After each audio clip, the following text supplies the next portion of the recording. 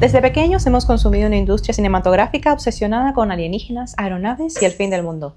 La NASA salvando a la humanidad, archivos clasificados, tecnología imposible y un Estados Unidos convertido en el centro de todo. Víctima, salvador y un escenario donde cualquier cosa parece posible.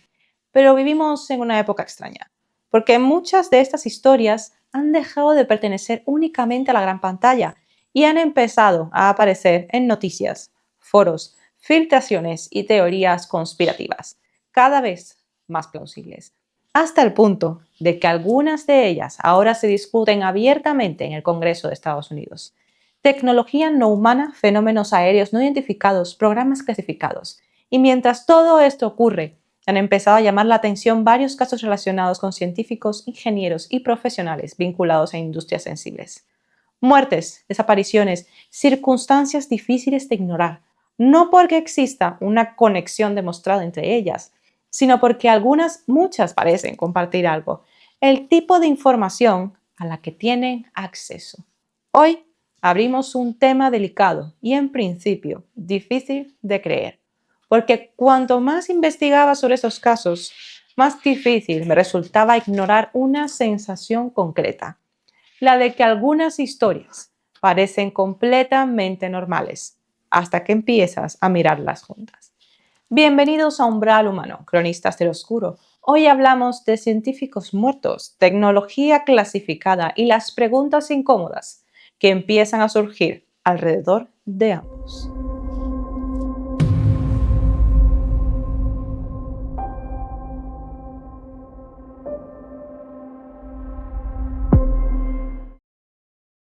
Cuando pensamos en industria aeroespacial, la mayoría imaginamos aviones, cohetes, satélites. Nos vienen a la mente historias como el Apolo 13, el satélite Starlink.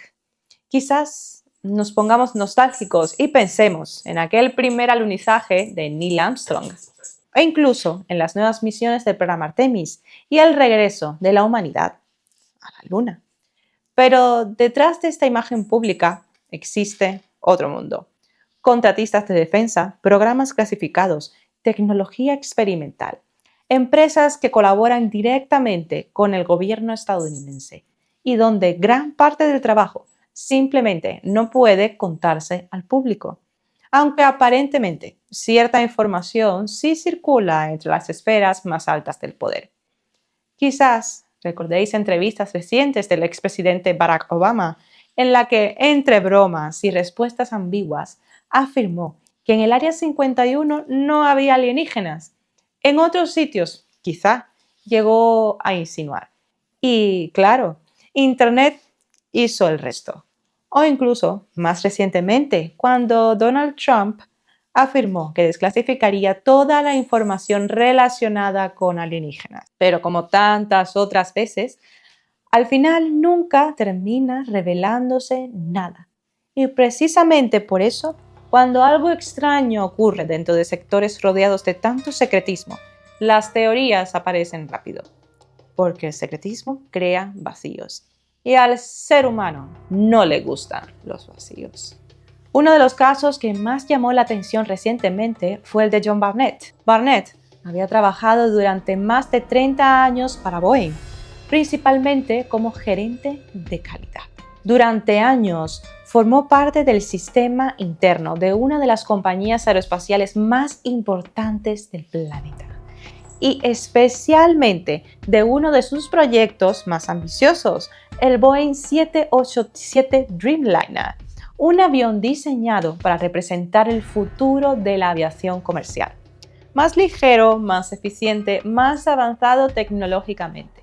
Pero según Barnett, detrás de esa imagen pública existía otra realidad. Tras abandonar Boeing en 2017, comenzó a anunciar públicamente problemas internos relacionados con seguridad y control de calidad. Y sus declaraciones eran extremadamente concretas. Afirmaba que trabajadores sometidos a presión constante habían llegado a instalar piezas defectuosas en aeronaves para evitar retrasos de producción. También denunció problemas relacionados con sistemas de oxígeno de emergencia. Según él, hasta una cuarta parte de las máscaras revisadas podían fallar, concretamente en una situación crítica. Y el contexto en aquel momento ya era delicado, porque Boeing atravesaba una de las mayores crisis de reputación de su historia. En 2018 y 2019, dos accidentes de Boeing 737 MAX provocaron la muerte de cientos de personas. Primero, el vuelo 610 de Lion Air en Indonesia y meses después, el vuelo 302 de Ethiopian Airlines. En total, 346 personas murieron. Las investigaciones posteriores señalaron graves problemas relacionados con el sistema MCAS del avión, pero los problemas para Boeing no terminarían ahí. En enero de 2024, un nuevo incidente volvería a colocar a la compañía en el centro de todas las miradas. Un Boeing 737 MAX 9 de Alaska Airlines sufrió una despresurización en pleno vuelo y un panel lateral del avión salió despedido en el aire. Las imágenes dieron la vuelta al mundo. Objetos absorbidos hacia el exterior, pasajeros aterrorizados y un enorme agujero abierto en mitad de la aeronave. Milagrosamente, no hubo víctimas mortales, pero el incidente provocó investigaciones federales inmediatas y volvió a poner sobre la mesa una pregunta bastante incómoda. ¿Qué estaba ocurriendo realmente dentro de Boeing? Familias de víctimas comenzaron a demandar a la compañía. Medios de comunicación de todo el mundo empezaron a investigar la cultura interna de la empresa. Y antiguos empleados, incluyendo Barnett, comenzaron a hablar cada vez más abiertamente. Según el artículo de Time, Barnett describía un ambiente profundamente deteriorado dentro de Boeing. Afirmaba que años atrás la seguridad tenía prioridad absoluta, pero que con el tiempo la presión por acelerar la producción y reducir costes comenzó a imponerse. Y según él, las represalias internas hacia quienes denunciaban problemas eran constantes. En entrevistas previas, Barnett llegó a decir que jamás subiría a un avión fabricado bajo ciertas condiciones que había presenciado dentro de la compañía. Una declaración que, evidentemente, no pasó desapercibida. Y poco a poco, su figura empezó a ganar relevancia pública, no como ingeniero, sino como denunciante. Como alguien que aseguraba que algo dentro del sistema no estaba funcionando correctamente. En marzo de 2024, Barnett se encontraba en Charleston, Carolina del Sur. Allí estaba participando en declaraciones legales relacionadas con su denuncia contra Boeing. Y según sus abogados, las entrevistas estaban avanzando bien. Incluso se informó de que Barnett tenía previsto continuar declarando durante más tiempo. Pero el 9 de marzo no apareció a una de las sesiones programadas. Y eso llamó la atención, porque según quienes trabajaban con él, era extremadamente puntual y comprometido con el proceso. Cuando fueron a buscarlo, lo encontraron muerto dentro de su camioneta, en el parking de un hotel. La policía declaró que se trataba de una herida autoinfligida y oficialmente el caso fue tratado como un... Pero Internet reaccionó casi inmediatamente, porque para muchas personas la historia tenía demasiados elementos confusos. Un denunciante corporativo, décadas dentro de una empresa estratégica para Estados Unidos, problemas de seguridad denunciados públicamente, demandas multimillonarias, cientos de víctimas mortales asociadas a fallos aeronáuticos y una muerte ocurrida justo en mitad de un proceso legal. Las redes sociales comenzaron a llenarse de teorías. Unas aseguraban que Barnett había sido silenciado. Otros consideraban irresponsable convertir automáticamente el caso en una conspiración. Porque también existía otra posibilidad, la de un hombre agotado tras años enfrentándose a una corporación gigantesca, años de presión, estrés mediático, desgaste psicológico y una lucha constante contra un sistema inmenso. Pero incluso dejando eso a un lado, el caso seguía provocando una sensación extraña, porque independientemente de cuál fuese la verdad, la historia parecía sacada de una película. Y cuando parecía que el caso de John Barnett ya había generado suficiente tensión alrededor de Boeing, otro nombre comenzaría a circular apenas semanas después: Joshua Dean. Dean tenía 45 años y había trabajado como auditor de calidad para Spirit AeroSystems, uno de los principales proveedores de piezas para Boeing, especialmente para el Boeing 737 MAX. ¿Vemos el patrón? El mismo modelo que había estado envuelto en accidentes mortales y en el escándalo internacional relacionado con el sistema MCAS, o Sistema de Aumento de Características de Maniobra, que es un sistema de software de control de estabilización en modo automático del avión, para evitar que el morro se vaya hacia adelante, más o menos. Pero lo inquietante es que Joshua Dean también había denunciado problemas internos relacionados con seguridad, y sus denuncias eran bastante específicas. Según diferentes reportes, Dean alertó sobre defectos de fabricación en el fuselaje del 737 MAX, particularmente sobre agujeros mal perforados en componentes críticos de la estructura del avión, defectos que podían afectar el ensamblaje correcto de determinadas piezas y que, según él, no estaban siendo tratados con la gravedad necesaria. Dean aseguró haber advertido internamente sobre estos problemas, pero afirmó que las respuestas que recibía eran insuficientes, que ciertos fallos parecían normalizarse dentro del sistema de producción. Y aquí entra un detalle importante. Durante la pandemia, la industria aeronáutica sufrió enormes recortes, muchos trabajadores fueron despedidos, las cadenas de producción se ralentizaron muchísimo. Y cuando el sector comenzó a recuperarse, las empresas tuvieron que volver a contratar personal rápidamente para acelerar de nuevo la producción. Según distintos reportes, Dean fue una de las personas recontratadas durante ese periodo, y algunos ex empleados describieron un entorno de trabajo profundamente tensionado, presión constante, falta de personal experimentado, objetivos de producción agresivos y una sensación general de urgencia por recuperar el ritmo perdido durante la pandemia. En ese contexto, Dean comenzó a reportar defectos y problemas de calidad, y según sus declaraciones, las represalias internas no tardaron en llegar. Finalmente, sería despedido nuevamente en el año 2023. Y aquí es donde la historia empieza a resultar nuevamente familiar. Otro trabajador relacionado con seguridad aeronáutica, otro denunciante, otro hombre afirmando que algo no funcionaba correctamente dentro del sistema. Pero el caso de Dean, la situación tomaría un giro todavía más extraño, porque en abril de 2024 comenzó a enfermar de forma repentina. Según los reportes publicados, Dean sufrió primero dificultades respiratorias y muy poco tiempo, en cuestión de días, su estado empeoró drásticamente. Terminó hospitalizado en estado crítico y poco después murió. La causa oficial apuntó a una infección bacteriana agresiva, una bacteria conocida como MRSA, capaz de provocar neumonía severa y fallos sistémicos extremadamente rápidos.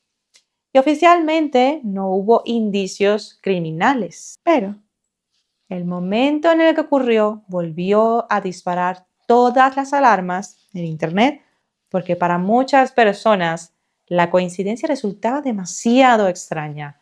Dos denunciantes relacionados con Boeing, dos hombres vinculados a seguridad y control de calidad, dos muertes ocurridas en cuestión de semanas. Y ambos casos en medio de una crisis pública gigantesca alrededor de la compañía. Las redes sociales explotaron casi inmediatamente. Algunos comenzaron a hablar de una posible campaña de silenciamiento.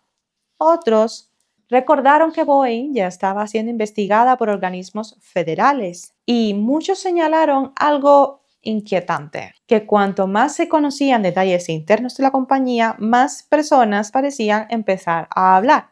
Pero igual que ocurrió con Barnett, también existía otra explicación mucho más racional. El estrés extremo, años de presión laboral y, en el caso de Dean, una enfermedad devastadora que puede afectar gravemente incluso a personas jóvenes y aparentemente sanas. Y aún así, la percepción pública ya había cambiado completamente. porque cuando varias historias similares aparecen cerca una de las otras, el cerebro humano empieza a buscar conexiones, patrones. Otro artículo comenzó a circular en abril de 2026, publicado por la CNN, la cadena bastante seria, y esta vez el foco ya no estaba únicamente en denunciantes corporativos, sino una serie de científicos, ingenieros y profesionales vinculados a sectores sensibles de investigación en Estados Unidos, que habían muerto o desaparecido en circunstancias que comenzaron a llamar la atención pública. Según legisladores estadounidenses, la serie de casos comenzó a llamar especialmente la atención tras la muerte de Michael David Hicks, un científico que trabajó durante casi 25 años en el Jet Propulsion Laboratory de la NASA. Hicks tenía solo 59 años y estaba especializado en el estudio de cometas y asteroides. Murió el 30 de julio de 2023, pero públicamente nunca se reveló una causa concreta de muerte. Su hija, Julia Hicks, habló posteriormente con CNN y dejó algo muy claro, que su padre sí había sufrido problemas médicos conocidos y que toda la especulación alrededor de su muerte le estaba afectando profundamente. Incluso llegó a decir algo muy humano y bastante revelador. No puedo evitar reírme de esto, pero al mismo tiempo se está volviendo serio. Porque ese era el problema. Internet ya había empezado a conectar nombres. Y cuanto más nombres aparecían, más difícil se volvía detener las teorías. En los años posteriores, otras personas vinculadas al mismo laboratorio también morirían o desaparecerían. Uno de ellos fue Frank Maywald, especialista en investigación espacial. Murió en Los Ángeles en 2024 a los 61 años. Poco después, otro caso llamó todavía más la atención, el de Mónica Reza, ingeniera aeroespacial de 60 años y directora del grupo de procesamiento de materiales del laboratorio de la NASA. Según los reportes, desapareció durante una caminata en un bosque de Los Ángeles en junio de 2025 y nunca más volvió. Pero quizás el caso más inquietante mencionado en el artículo fue el de William Neal McCasland, general retirado de la División de Fuerza Aérea de Estados Unidos, y una figura profundamente vinculada a algunas de las investigaciones aeroespaciales más avanzadas del Pentágono. McCasland había dirigido el laboratorio de investigación de la Fuerza Aérea en la base Wright-Patterson, una instalación rodeada durante décadas de rumores relacionados con tecnología experimental y supuestos restos extraterrestres vinculados al incidente Roswell, aunque la Fuerza Aérea siempre ha negado estas afirmaciones. McCasland desapareció el 27 de febrero. Salió de su casa en Albuquerque, Nuevo México, y nunca más volvió. Pero lo extraño es lo que dejó atrás. Dejó su teléfono, sus gafas graduadas y sus dispositivos electrónicos. El FBI participa actualmente en su búsqueda y meses después las autoridades seguían sin poder explicar qué había ocurrido, ni por qué se fue, ni si alguien más estuvo involucrado. Su esposa intentó frenar rápidamente las teorías, especialmente las relacionadas con ovnis y Roswell. Incluso llegó a escribir en su página de Facebook: no se han reportado avistamientos de una nave nodriza sobre las montañas Sandia.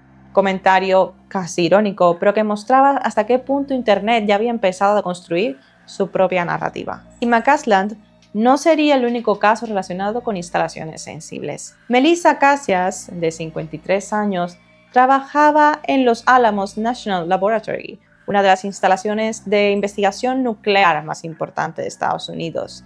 Desapareció en junio de 2025. Según los reportes, fue vista por última vez caminando cerca de una autopista en Nuevo México. Había dejado sus pertenencias en casa y un teléfono móvil que había sido restablecido de fábrica. Otro trabajador vinculado al mismo laboratorio, Anthony Chávez, desapareció también en 2025.